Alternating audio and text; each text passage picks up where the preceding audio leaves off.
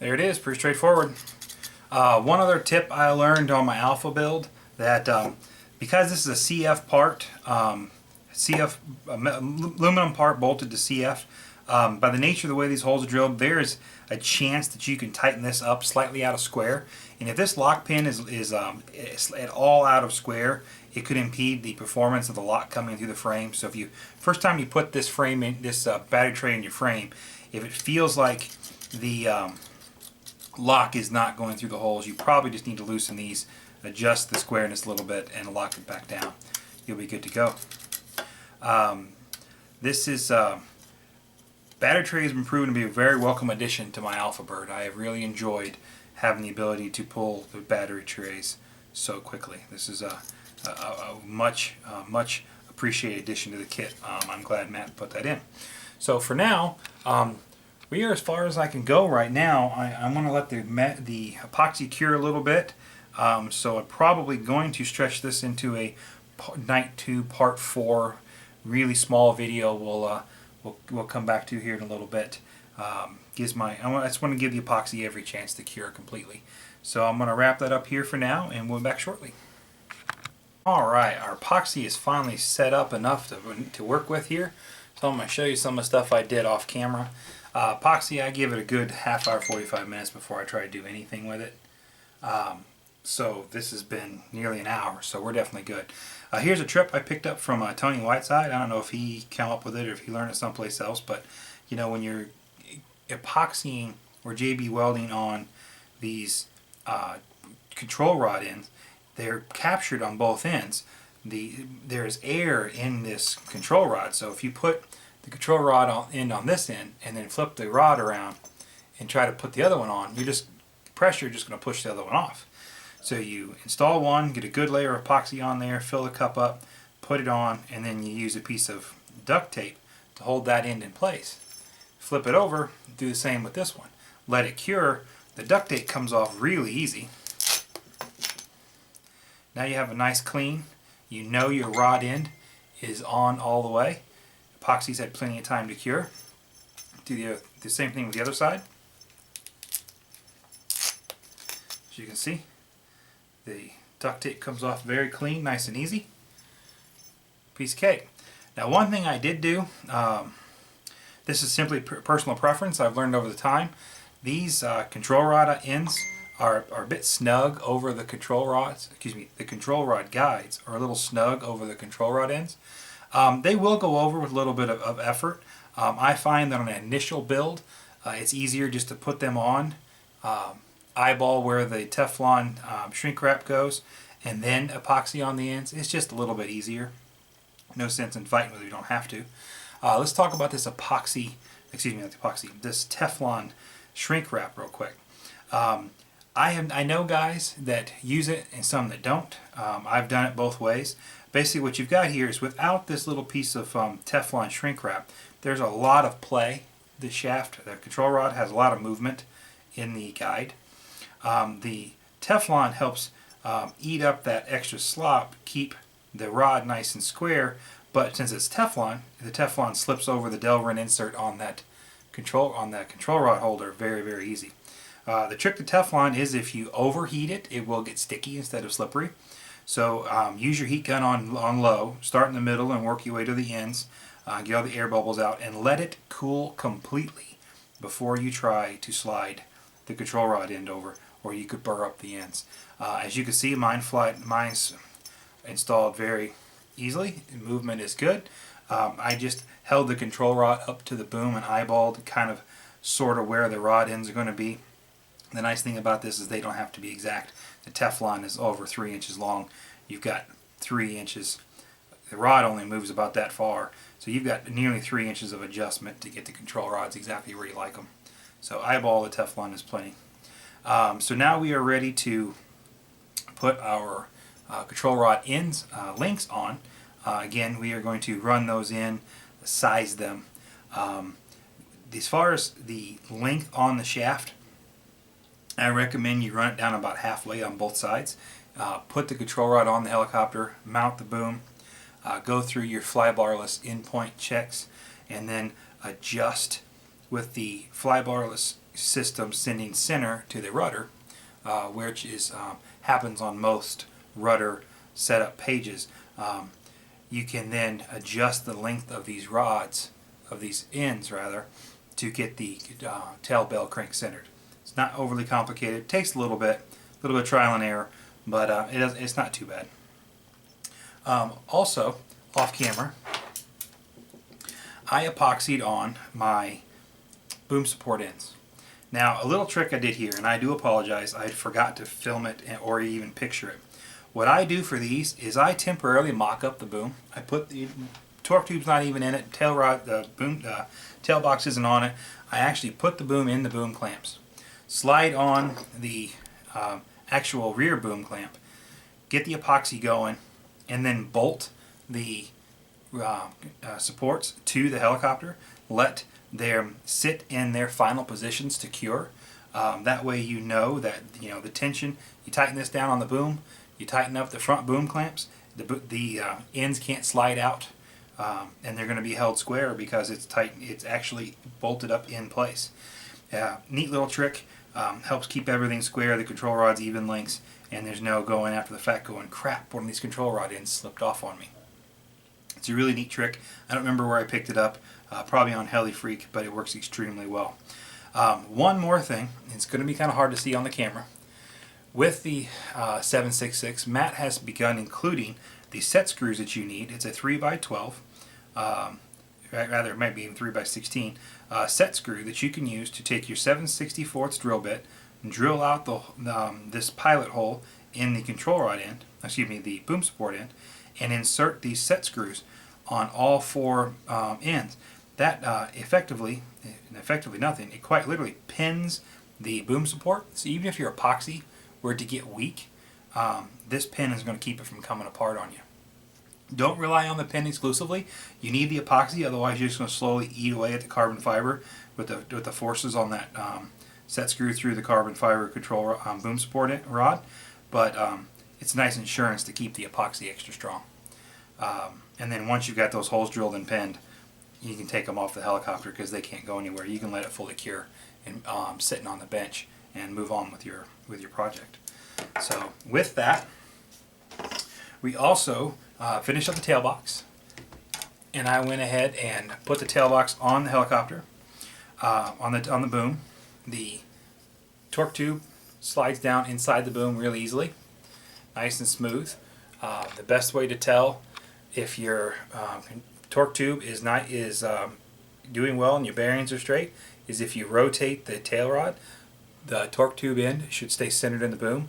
If you see this wobbling, that's a fair indication that you've got either a bent torque tube, or more than likely, if it's a small wobble, one of your torque tube bearings is actually C8 on, kind of canted a little bit, which can cause some vibrations. As you can see, this one is perfectly straight, looks great. See, the CA on those bearings has had over an hour to cure, so it's fully tight. I've got no resistance. It did a good job keeping the bearing, CA out of the bearing. The torque tube is ready. I'm going to cut the camera. I'm going to put the control rod ends on, pre-size them with my boater sizer. I'm going to put the boom clamp on, and then I'm going to try to position the camera so that you can actually see the helicopter in its entirety. We're getting close. Well, there you have it. That's kind of what she looks like. The control rod, again, these boom clamps, I'll talk about those for a second. This little 2mm bolt, you do not need to cramp this down. The purpose of this bolt is just to make it difficult to move the control rod. You got to remember there aren't a lot of side-to-side forces on this, just in and out. If you try to tighten that bolt to the point where it is impossible to move this clamp, that little 2mm bolt is going to break. It just needs to be snugged down so it's discouraged in moving. It takes a little effort to move. It just takes a little bit of snug. You don't have to go crazy on it. I've just eyeballed these for now. When I actually get them on the helicopter and get the boom on in my flybarless setup, I will fine-tune the position of the links. But that's basically how the boom assembly looks. Now I'm going to stop. I am going to fully assemble the helicopter, put the boom on, put the boom supports on, and then talk about the side plates. It gets a little bit tricky because the helicopter's kind of big, and you have to put the boom on before you do the side plates. Otherwise, you can't get to the boom clamps. So I'm going to take a break, get everything cleaned up, and clear off the workstation so there's plenty of room. And then I'll be back with some final thoughts on the completed assembly. Well guys, there it is. The complete 766.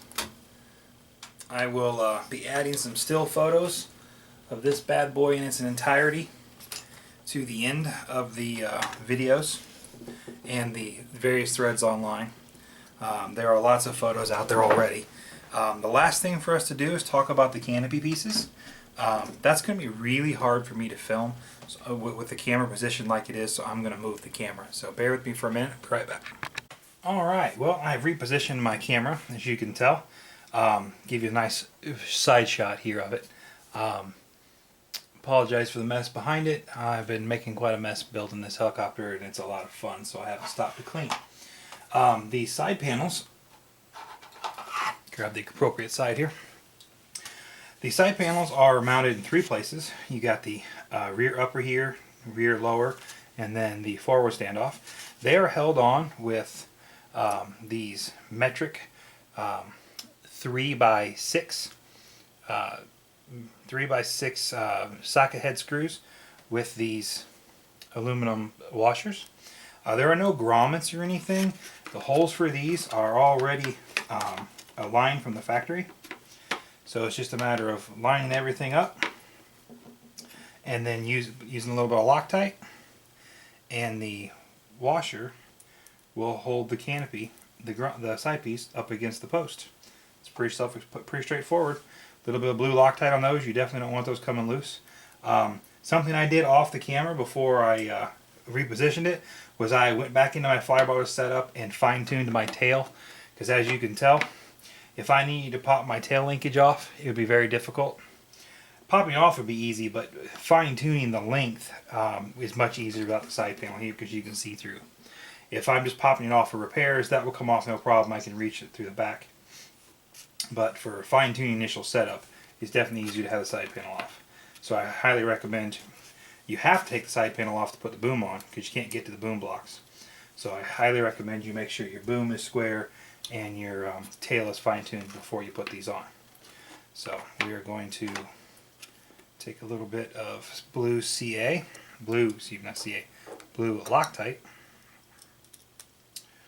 with our 2mm.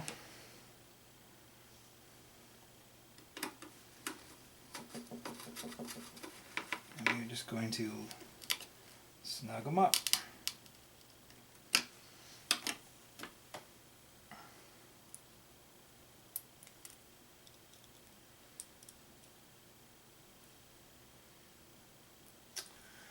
I do what I think I did. I did. In my haste, sitting here, I have the U channels, the inserts for the front canopy sitting here, and I grabbed the bolt for one of those. That would have definitely caused me some problems when I went to put those U channels in. So don't get in a hurry like I'm getting late. Be sure you're grabbing the right fasteners.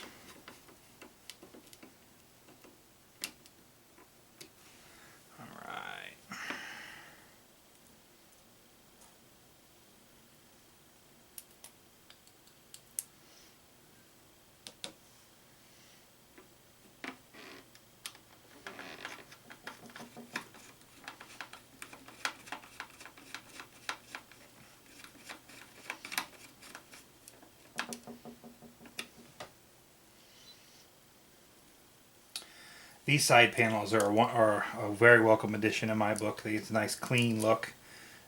Covers the main gear, covers the bulk of the mechanicals once the nose canopy is on. Gives a very distinct look and adds just enough color to the side to really make it pop in the air. It's a very clever design. Glad Matt stuck through it. Looks really nice. I'm going to next we have to put our U-channel inserts in the front of this canopy. This is a design that was pioneered with the N7 and has really stuck. The front holes are slotted. They correspond with a key on these side channels, so they cannot rotate. Just like with the battery tray though, you are putting a metric cap screw into Delrin. You need to be very mindful that you do not over tighten that. It'd be very easy to take this 1.5 millimeter bolt driver, excuse me, 2 millimeter driver, and over tighten and strip out this Delrin insert. This is another place that a little CA to help guide things may not be, to help lock things in place may not be a bad idea. If done properly though, channels aren't too bad. Just got this little 2 millimeter bolt with a nice big fat washer. The washer eats up the space on the other side, so it's pressing against the canopy. You know, get a play around, make sure you get the key lined up with the channel. That'll become critical for making the canopy go on off easier. If you're having trouble getting this canopy nose on, my guess is you probably have those U channels clocked wrong. So double check that. Next we are going to have to take our canopy reamer.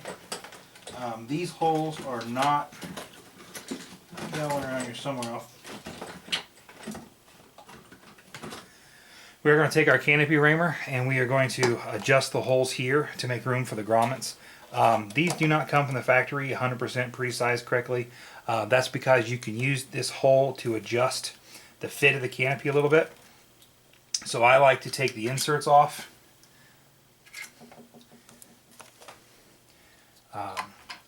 Be a little bit of a challenge. I left my battery in the tray. And put the canopy on the front.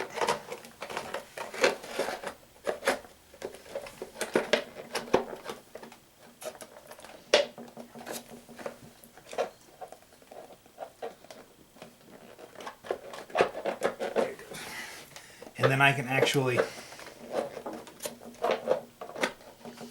eyeball where the hole needs to be and use my canopy reamer to make the hole match, line up with the fitting 100% perfect. The trick to these inserts is if you need to get that connection square, if you don't take time to open that hole up appropriately and get this insert square, it's going to bind in the shaft and be difficult to get the canopy on and off. So I'm going to stop move the camera out of my way. This is a really intricate piece. I want to take my time, make sure these U channels are square, make sure my holes are cut properly, and when we come back, we will have a completed helicopter. Well, there it is, guys. A complete Synergy 766 build, step by step. Blades aren't on it yet. Truth be told, the blades won't be here till tomorrow. By the time this video comes out, I'll have the blades. The video will be I'll have plenty of pictures posted with it as well. We'll see that. But the frame is done 100%. The canopy is adjusted and working well. The side panels are on. It is an absolutely beautiful helicopter. This is my 12S bird. The alpha kit I built is a 14. I am truly looking forward to flying this bad boy back to back with the 14 cell. It's been 4 days, and if I'm remembering correct, a total of 6 videos, maybe 7. I apologize they went a little longer than I had hoped for, but there's some things you can't cut corners on. You got to go in the detail. I'm going to wrap up the build video now, and we will talk about overall setups and whatnot when the videos are processed. Thank you for following along. I hope these videos have been helpful. Feel free to send me messages. I am on most forums as Chris Sexton. You're certainly welcome to send me comments through YouTube. I will answer them as I can. Easiest way is probably to find me on Facebook as chris.sexton.rc or on the Synergy main support forum as Chris Sexton.